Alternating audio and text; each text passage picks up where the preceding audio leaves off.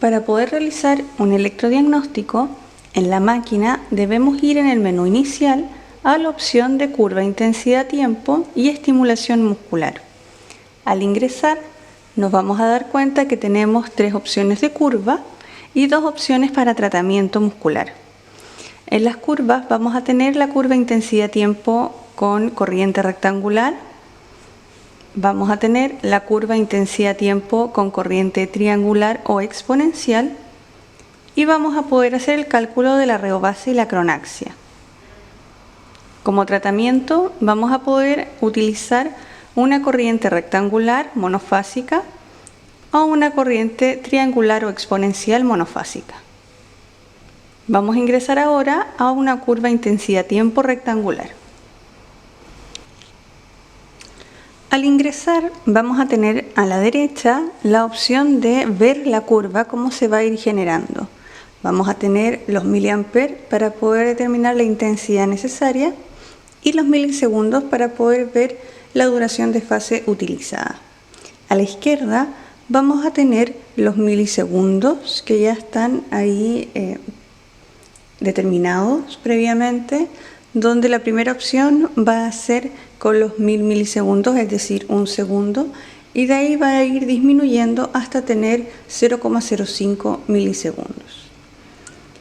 Al lado de cada una de las opciones de milisegundos vamos a tener los miliamperes, que es la opción para poder ir buscando el umbral de estimulación motora.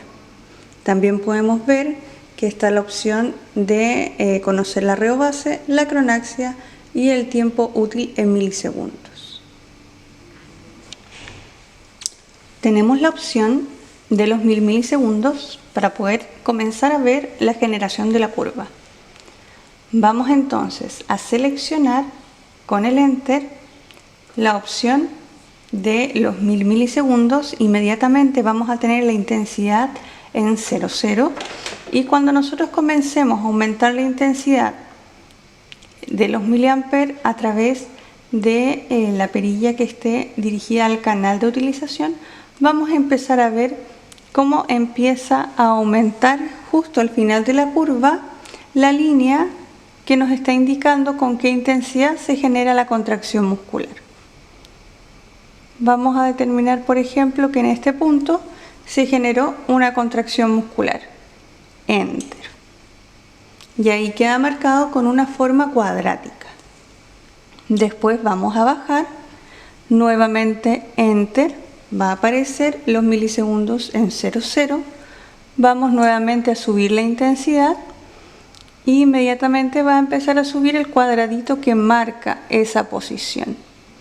Recordemos que siempre tenemos que buscar la misma contracción umbral, por lo tanto vamos a subir la intensidad no dependiendo de la forma de la curva, sino que dependiendo de la contracción muscular que genero en mi usuario. Debe ser siempre la misma, la contracción umbral. Pensemos que la detectamos en este punto. Enter. Y así lo continuamos haciendo en todas las otras opciones. Enter, subimos intensidad, marcamos, Enter nuevamente. Y ahí va quedando el dibujo de la curva. Acá tenemos el comportamiento normal de una curva rectangular en una persona sana. Si nos damos cuenta de la curva que tenemos a la derecha, nos vamos a dar cuenta que antes de 1 milisegundo, es decir, en la respuesta farádica, vamos a tener alguna respuesta motora. Va a ir aumentando la cantidad de intensidad necesaria a medida que vaya disminuyendo la duración de fase. Pero cuando ya estamos cercanos a lo que normalmente se utiliza para generar fortalecimiento muscular, es decir, 200 microsegundos, que si vemos a la izquierda estaríamos dando un valor acá en los 0,2 milisegundos, nos vamos a dar cuenta que la intensidad necesaria para generar la contracción muscular umbral va a ser menor que lo que veíamos antes, que estaba cercano a 25 y a 11.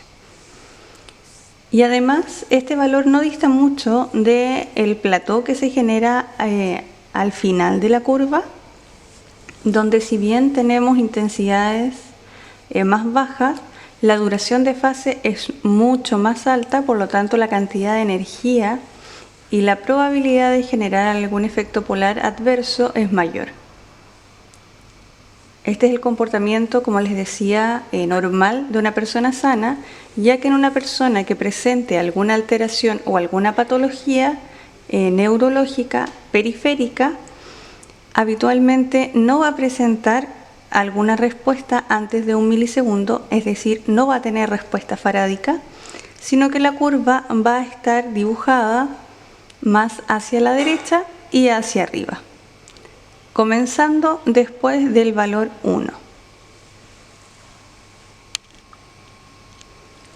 Para poder ver ahora la curva triangular o exponencial, vamos a ir hacia atrás y vamos a seleccionar la curva intensidad-tiempo triangular. Apretamos Enter y nos vamos a dar cuenta que tenemos ya dibujada la curva cuadrangular, cuadrática o rectangular. Y sobre ella vamos a empezar a realizar el dibujo de la curva de intensidad-tiempo triangular. A diferencia del anterior, que comenzaba la ubicación de los parámetros desde el valor de duración de fase más amplia, aquí vamos a comenzar con la duración de fase más pequeña, es decir, comenzamos con los 0,1 milisegundos. Al igual que el anterior, Enter, aumentamos la intensidad y vamos a ver ahora cómo sube un dibujito que es un triángulo para poder marcar qué intensidad necesitamos para generar la misma contracción umbral que anteriormente veíamos como la cuadrática. Lo vamos a realizar con todos los valores y vamos a ver qué es lo que resulta.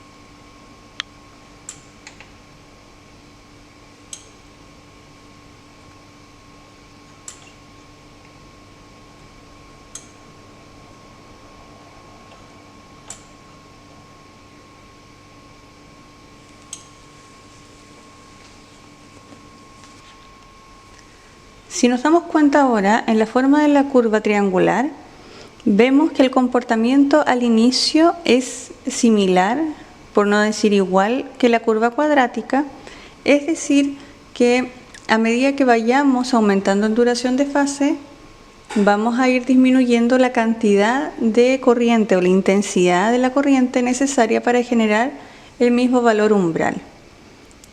Pero cuando ya pasamos un cierto límite, que es aproximadamente pasado los 200 milisegundos, en este gráfico, en esta curva, nos vamos a dar cuenta que la cantidad de energía necesaria para generar exactamente el mismo valor va a empezar a aumentar. Esta diferencia es esperable, ya que la curva exponencial o triangular, por su forma, hace que se amortigue la sensación de corriente. Por lo tanto, los receptores se van a ir adaptando y van a necesitar mayor intensidad para generar exactamente la misma respuesta. También en la parte de la pantalla de la izquierda podemos ver ya cuáles son los valores umbrales, los valores terapéuticos propuestos y el cociente de acomodación. En el caso de querer determinar la reobase y la cronaxia, nosotros deberíamos ingresar en el menú a ReoCro y ahí vamos a tener, al igual que las anteriores, en la derecha un gráfico de intensidad-tiempo y a la izquierda vamos a tener la determinación de la reobase y luego de la cronaxia.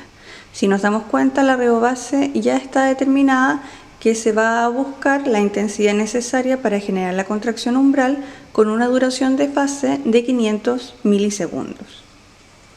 Vamos entonces a buscar este valor umbral simplemente aumentando la intensidad y vamos a empezar a marcar en el gráfico con qué intensidad se logró realizar la contracción umbral con 500 milisegundos. Enter para marcar. Después bajamos hacia la cronaxia y, si se dan cuenta, determinamos que la reobase era 4,4 mA, por lo tanto la cronaxia se empieza a buscar con una intensidad de 8,8 mA. Es decir, en la máquina ya no voy a buscar el aumento con el amperímetro, sino que lo voy a buscar a través de la duración de fase con la perilla redonda más grande. Nos damos cuenta ahí cómo va variando con una intensidad fija. Vamos buscando qué duración de fase es la que logra la misma contracción umbral. Vamos a pensar que aquí vamos a tener el valor. Ahí entonces vamos a tener marcada la reobase y la cronaxia. ¿Cuál es la importancia de esto? Principalmente el valor de la cronaxia, ya que si presentamos alguna respuesta previo a 1, quiere decir tenemos respuesta farádica porque tenemos respuesta antes de 1 milisegundo, el paciente lo más probable es que tenga una correcta inervación periférica del segmento evaluado.